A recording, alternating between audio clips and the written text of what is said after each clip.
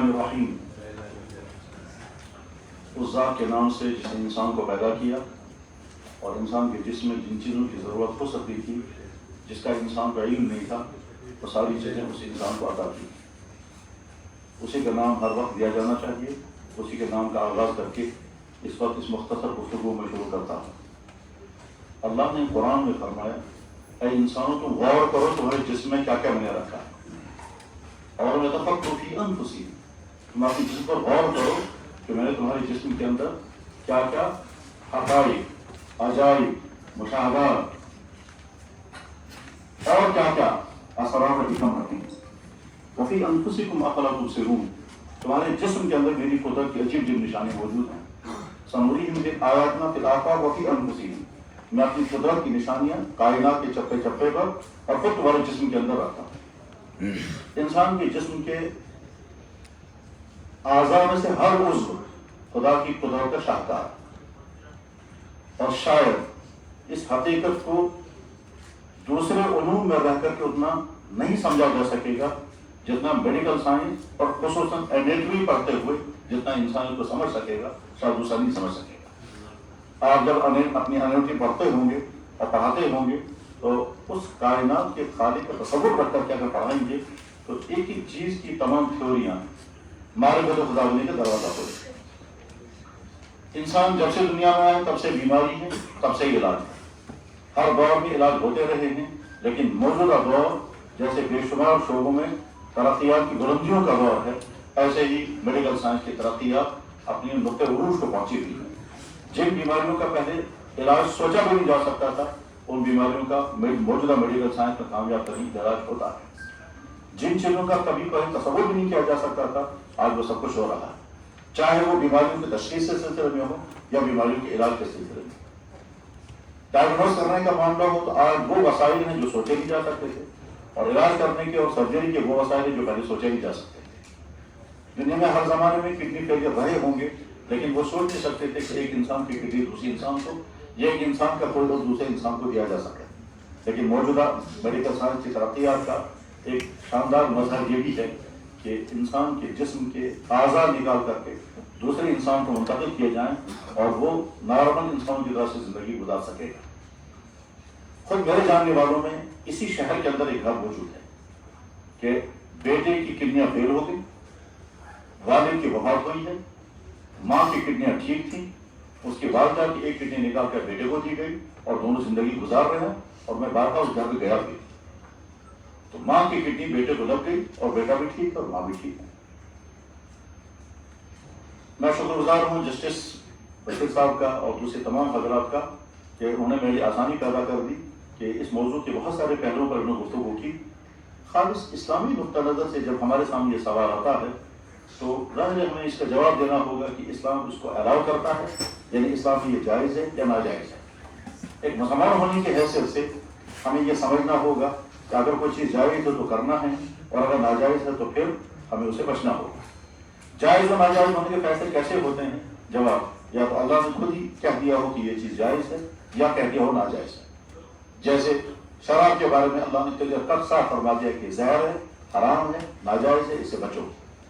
اللہ نے نہیں تو اللہ کے نبی نے اگر کہا ہوگا کہ یہ چیز جائز ہے یا ناجائز ہے تو ہمیں وہ ماننا ہوگا، دین اسی کا نام ہے۔ اگر کوئی ایسی چیز ہو جس کا نبی کے زمانے میں کوئی وجود ہی نہیں تھا، اور اس زمانے میں نہ اللہ نے اس بارے میں کوئی آیت بھیجی، نہ نبی نے اس بارے میں کوئی حکم دیا، اور آج وہ ہمارے سامنے ہے، تو ہم کیسے اسے حل کریں گے؟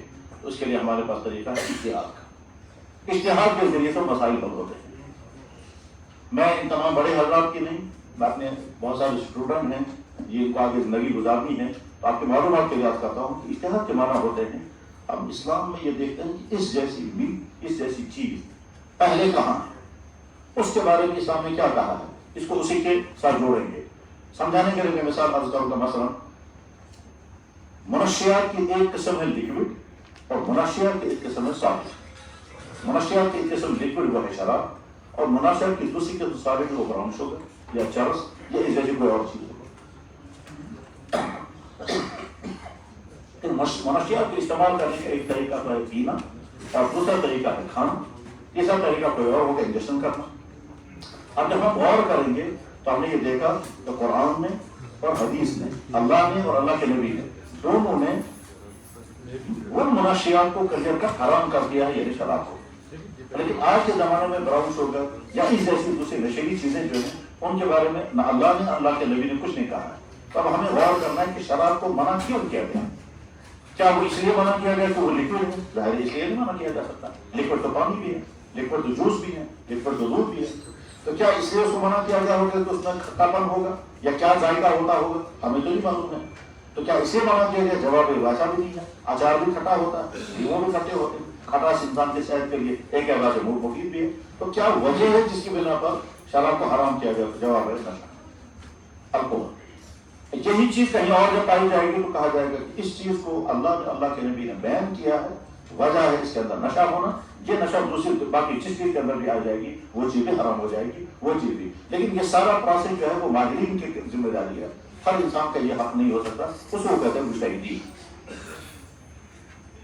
جس زمانے میں اللہ کا یہ دین دنیا میں آیا، یعنی محمد رسول اللہ کا جو اسلام لاتا تھا، قرآن اور حدیث، اس زمانے میں خون ٹرانسفر کرنے کا کوئی سسٹم نہیں تھا. ڈیلیوری میں سرجری کے ذریعے سے بچہ نکالا جائے کوئی سسٹم نہیں تھا. جب سسٹم نہیں تھا تو اس زمانے میں سوال بھی پیدا نہیں ہو سکتا تھا کہ کیا خون کا عطیہ لینا اور دینا درست ہوگا یا نہیں. لیکن دور آگے چلا اور آگے چلتے تھے آج ہمارے سامنے. تو اب یہ تمام مسائل جو اجتہاد کے مسائل ہیں. اور اجتہاد کا ایک طریقہ ہمارے ایک زمانہ وہ تھا کہ جب ایک فرد اس قابل ہوتا تھا کوئی اجتہاد کر لیتا تھا، انہیں کو ہم کہتے ہیں ائمہ مجتہدین، جیسے امام ابو حنیفہ، امام مالک، امام شافعی، امام فلاں. یہ تمام فرد واحد اجتہاد کرتا تھا، باقی امت مان لیتی. لیکن آج کا دور وہ ہے کہ جس میں ایک فرد اجتہاد کرے سارے انسان مان لیں، سارے مسلمان، ایسا نہیں ہوگا. تو آج اجتماعی اجتہاد ہوتا ہے. اس اجتماعی اجتہاد میں ہوتا یہ ہے کہ ایک ٹاپک اٹھایا جائے گا، اس ٹاپک پر ماہرین کو جمع کیا جائے گا، اور ماہرین اپنے اپنے رائے اس پر دیں گے اور اس وقت فیصلہ ہوگا. جیسے ابھی قریب میں فیصلہ ہونے والا ہے بٹ کوائن کے بارے میں، اور سنا اس کے لیے سوالنامہ آ گیا ہے. تو آج کے زمانے میں اس کے لیے اکیڈمیاں بنتی ہیں، اور وہ اکیڈمیاں مسئلے کی مہارت رکھنے والی علماء کو اس میں جمع کرتے ہیں. اور اگر اس میں پروفیشنل ماہرین کی بھی ضرورت پڑے گی تو ان کو بھی لاتے ہیں. مجھے یاد آیا ایک سیمینار میں ہم تھے، جس سیمینار میں ٹاپک تھا برین ڈیتھ کا. برین ڈیتھ کیا چیز ہوتی ہے؟ ہم تو سر انسان مر گیا، لیکن میڈیکل کی دنیا میں ہارٹ ڈیتھ اور برین ڈیتھ دونوں الگ الگ چیزیں. وہاں یہ سوال ہوتا کہ وینٹیلیٹر کتنی دیر کا لگا سکتے ہیں، اور اگر وینٹیلیٹر ہٹائیں گے تو انسان مر جائے گا. وینٹیلیٹر لگا کر کے رکھیں گے تو افورڈ کرنا مشکل ہے. تو کب تک وہ وینٹیلیٹر لگا کر رکھیں گے؟ اگر مریض کے گھر والوں نے کہا صاحب ہم برداشت نہیں کر سکیں تو ہم وینٹیلیٹر نکال لیتے ہیں اور وہ مر جائے گا تو وہ قاتل تو نہیں بنیں گے. یا اسی طرح سے انسانی کالونی کا مسئلہ ہے. تو مجھے یاد ہے کہ وہاں میڈیکل کے ماہرین لائیں گے، انہوں نے وینٹیلیٹر کی ساری فلاسفی سمجھائی، اس کا کارکردگی بتائی. اس کے بعد علماء فیصلہ کر سکے کہ وینٹیلیٹر لگانے اور نہ لگانے کا مسئلہ کیا ہے. سیم اسی طرح سے اعضاء کی پیوند جاری، یعنی ایک انسان اپنا کوئی آرگن دوسرے انسان کو دے تو یہ دینا ممکن ہے. اب آج کا میڈیکل چونکہ ممکن نہیں واقعہ بتا رہا ہے، تو اس کا مطلب یہ ہوا کہ اب سوال آ گیا کہ اعضاء کی پیوند کاری اور اعضاء کا عطیہ، آرگن ڈونیشن اور آرگن ٹرانسپلانٹ، ان دونوں چیزوں کے متعلق اسلام کو فیصلے کرنے ہیں. تو اس سلسلے میں اب تک انفرادی اور بڑے پیمانے پر ساری دنیا میں کوششیں ہوئی ہیں.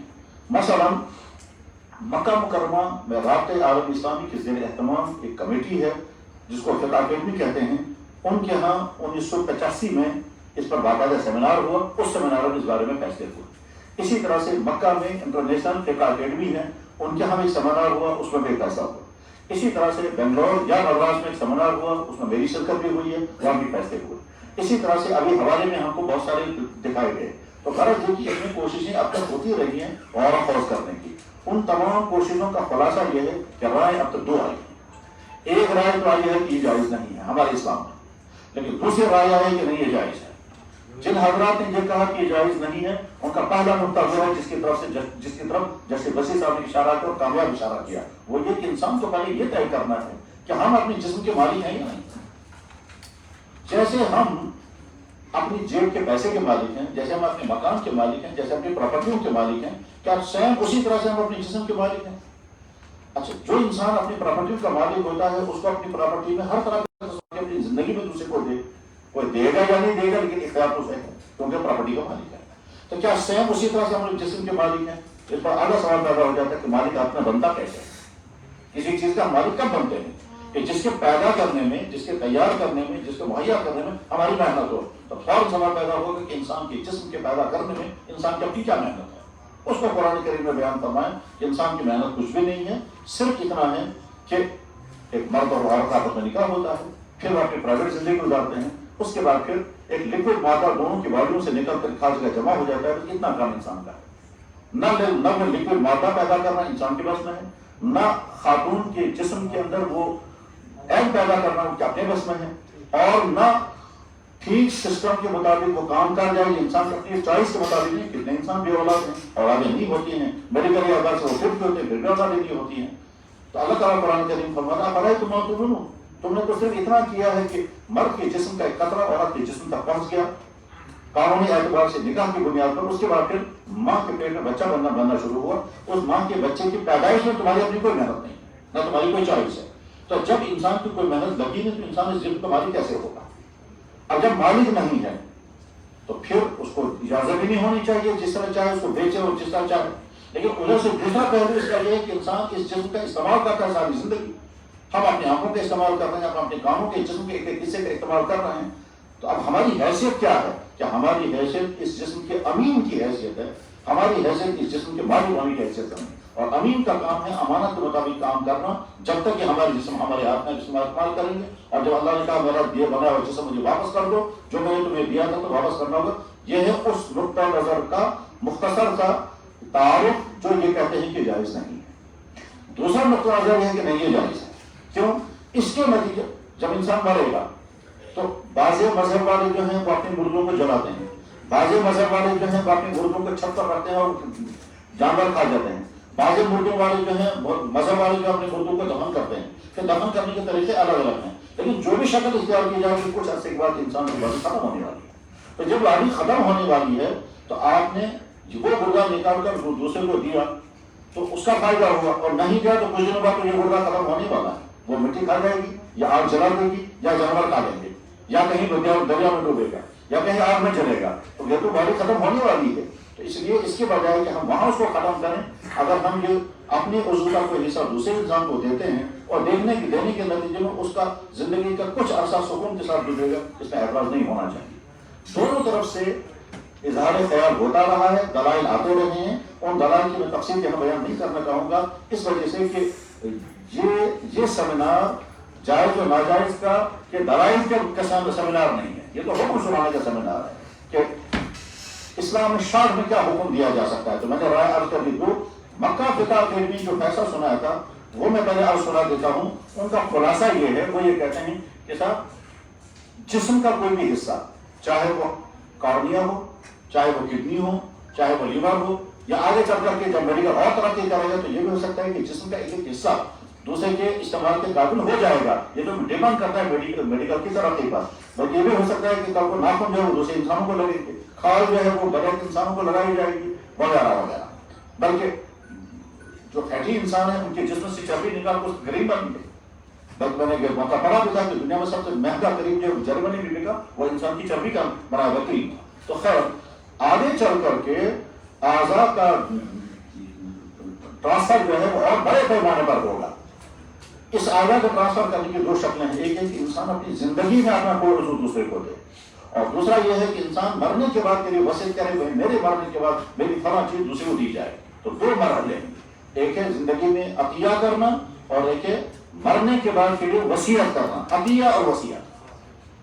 اب زندگی میں عطیہ کرنا درست ہوگا یا نہیں اور مرنے کے بعد کے لیے وصیت کرنا درست ہوگا یا نہیں، تو فیصلہ یہ ہوا کہ زندگی میں عطیہ کرنے کے لیے زندگی میں عطیہ کرنا جائز ہے. شرط مگر 3 ہے. شرط نمبر 1، جس انسان کا یہ عضو نکالا جائے اس کی جان کو خطرہ نہ ہو. یعنی ایسا نہیں اس کا گردہ ہم نے نکال کر دوسرے کو لگا تو یہ مر گیا. اچھا ڈاکٹر جو ہے وہ 100% گواہی گارنٹی نہیں دے سکتے، وہ گھمانے والی پر ہے. امید ہے کہ یہ ایک گردے پر جی پائے گا. نفرانویس تشریف فرما ہے، یہ تو ان کا موضوع ہے کہ وہ بتا سکتے ہیں کہ ایک گردہ نکالنے کے بعد دوسرے گردے پر جینے کی امید ہے. آپ کے متعلق 100% گارنٹی نہیں دے سکتے. اور ایک گردہ نکال کر دوسرے کو ہم لگائیں گے تو امید اور گھمانے والی میں وہ چلے گا.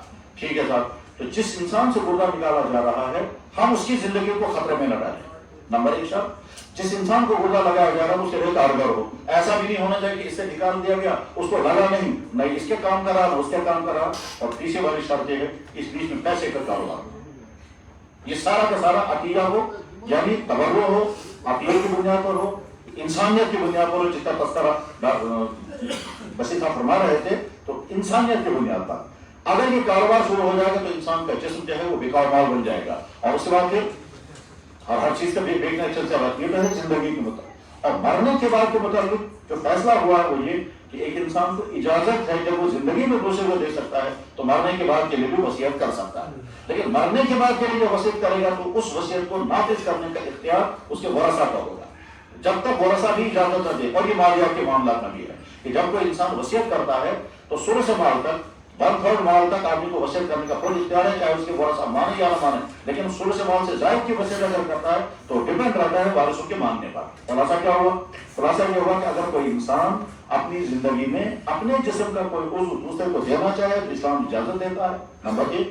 اور اگر کوئی انسان اپنے مرنے کے بعد کے لیے وصیت کرنا چاہے اسے وصیت کرنے کی اجازت ہے، لیکن یہ نصیحت نافذ ہوگی یا اس وصیت کے مطابق عمل ہوگا اس کے مرنے کے بعد اس کے وارثوں کی اجازت کے بغیر نہیں ہوگا. کہ وارثوں کا مسئلہ بیچ میں کیوں رکھا گیا؟ تو جواب، انسان جیسے جسم کے اعتبار سے انسان، دماغی صلاحیتوں کے اعتبار سے ایسا انسان، اسی طرح سے جذبات کے اندر ایسا بھی انسان جذبات کے بغیر جی نہیں سکتا. اور جذبات کے نتیجے میں محبتیں، نفرتیں وغیرہ وغیرہ کو سائیکولوجی کی دنیا بڑی وسیع ہے. مسئلہ یہ ہے کہ ایک انسان کی وفات ہو گئی اور اسے وصیت کر دی ہے، تو اب گھر والوں کے لیے تو ماتم ہوگا. اور ادھر سے ایک ٹیم آئے گی اس کے گردے نکالے گی، دوسری ٹیم آئے گی اس کا لیور نکالے گی، تیسری ٹیم آئے گی اس کی آنکھیں نکال دے گی، چوتھی ٹیم آئے گی اگر اس کے باڈی کے اندر چربی ہوگی تو وہ فیٹ نکالے گی، پانچویں ٹیم آئے گی ہو سکتا ہے اس کی کھاد اتارے گی. تو اس کے بعد جو بچہ ہو جائے ہڈیوں کا اگر ٹرانسفر شروع ہوگا تو پھر ہڈیوں میں نکالیں گے. تو اس کے بعد پھر بچے گا کیا؟ جو ان وارثوں کے حوالے کر دیں گے صاحب یہ بچ گیا آپ کا اور یہ آپ دفن کر دیں گے. یہ وہ صورتحال ہے جو صورتحال کا تصور کرنے سے بھی آدمی کو کب کبھی تاری ہوتی ہے کہ آدمی کیا کرے گا اس وقت. تو اس لیے وارثوں کی اجازت کو موقوف رکھا گیا. میں بہن کو سمجھتے ہوئے میں عرض کر دیتا ہوں کہ رابطہ عالم اسلامی مکہ مکرمہ کے زیر اہتمام 28 جنوری 1985 میں جو سیمینار ہوا، اس سیمینار کا فیصلہ یہ ہوا تھا کسی زندہ انسان کے جسم سے کوئی عضو لینا اور اسے دوسرے انسان کے جسم میں لگا دینا جو اپنی زندگی بچانے کے لیے یا اپنی اعضاء کے عمل میں کسی عمل کو بحال کرنے کے لیے اس کا ضرورت مند ہو، یہ ایک جائز عمل ہے. جو عضو دینے والے کے حوالے سے انسانی کرامت کے منافی نہیں، دوسری طرف سے جو عضو لینے والے کے حق میں ایک نیک تعاون ہے. عضو کے لینے سے اس شخص کی طبیعی زندگی، مگر اس کے لیے شرط یہ ہے کہ عضو کے دینے سے اس شخص کی زندگی کو طبیعی نقصان نہ پہنچے. طبیعی نقصان کا مطلب اس عضو کے نکالنے سے نقصان نہ پہنچے، کیونکہ شریعت کا اصول ہے کہ دوسرے کے نقصان کو بچانے کے لیے اپنے آپ کو نقصان نہیں ڈال سکتے. کسی نقصان کا ازالہ اسی جیسے بڑے نقصان سے نہیں کیا جا سکتا. لہذا اپنے آپ کو ہلاکت میں ڈال کر دوسرے کو نفع پہنچانا اس کے حساب میں اجازت نہیں ہوگی. پہلے ڈاکٹر کہنے چاہیں کہ صاحب آپ کے عضو، آپ کے ایک کڈنیوں میں سے ایک کڈنی نکالنے سے آپ کی زندگی کو کوئی یقینی خطرہ نہیں ہے. نمبر 2، عضو دینے کا عمل عضو لینے والے کے لیے رضاکارانہ ہو، بغیر کسی دباؤ، بغیر کسی لالچ، بغیر کسی دھوکے اور بغیر کسی پیسے کے ہو.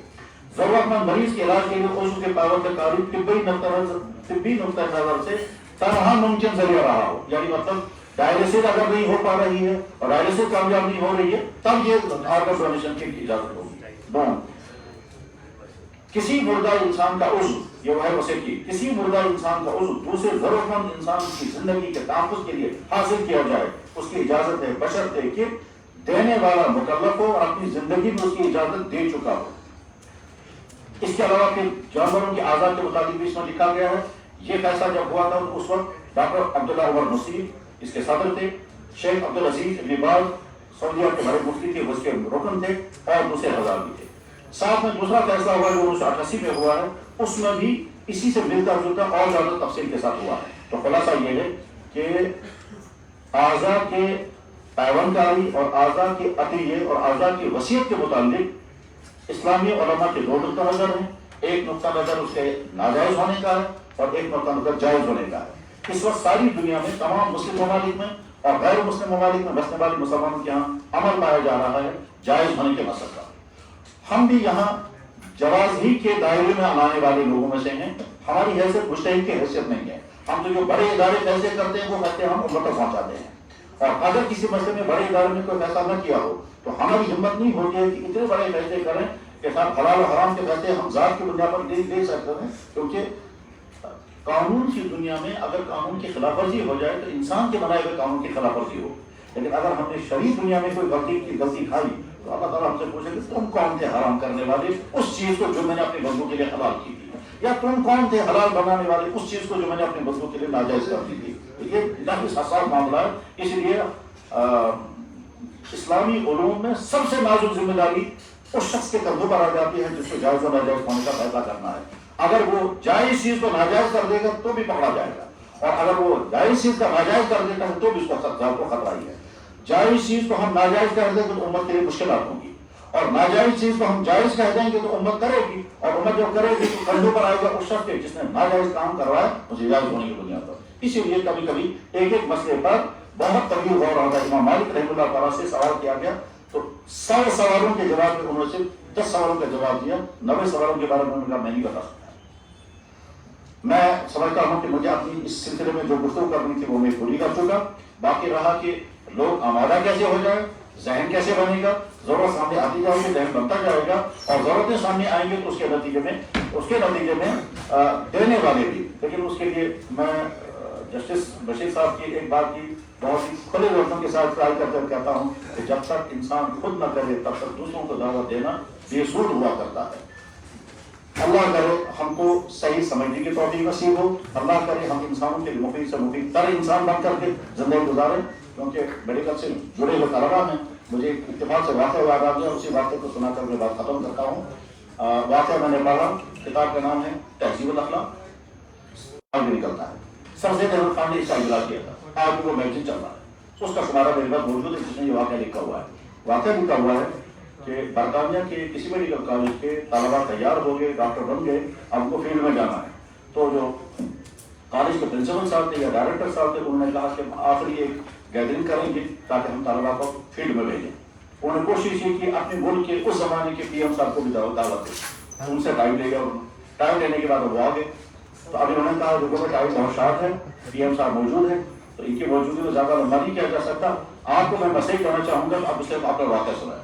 کہ لگے میں پہلی مرتبہ میڈیکل کالج سے فارغ ہو کے ڈاکٹر بن گیا تو میں اپنے گھر میں تھا، لندن کی ٹھنڈی راتیں تھی، برف باری ہو رہی تھی، تو رات کے 2 بجے کسی نے کنڈی کھٹکھٹائی تو میری آنکھ کھل گئی۔ میں نے سوچا رات کا وقت ہے، اندھیرا ہے، سردیاں ہیں، برف ہے، کون اٹھے گا؟ پھر میں نے اپنے آپ کو سمجھایا کہ تم ایک ڈاکٹر ہو، تم نے وہ زندگی کا سودا لیا ہے جس میں تم لوگوں کی خدمت کرنی ہے اور اس کے لیے کوئی ٹائم نہیں، تمہیں ہر وقت تیار رہنا ہوگا، یا تمہیں اس فیلڈ میں آنا ہی نہیں چاہیے۔ میں نے اپنے آپ کو کھڑا کیا اور میں نکلا باہر، تو دیکھا کہ باہر بھی بڑھیا تھی، وہ کہتے تھے میرا بیٹا، ایک ہی میرا بیٹا ہے، ہسبینڈ نہیں ہے، اور میرا بیٹا بیمار ہے، بخار سے تڑپ رہا ہے۔ میں نے سنا تم ڈاکٹر ہو، تم آ جاؤ۔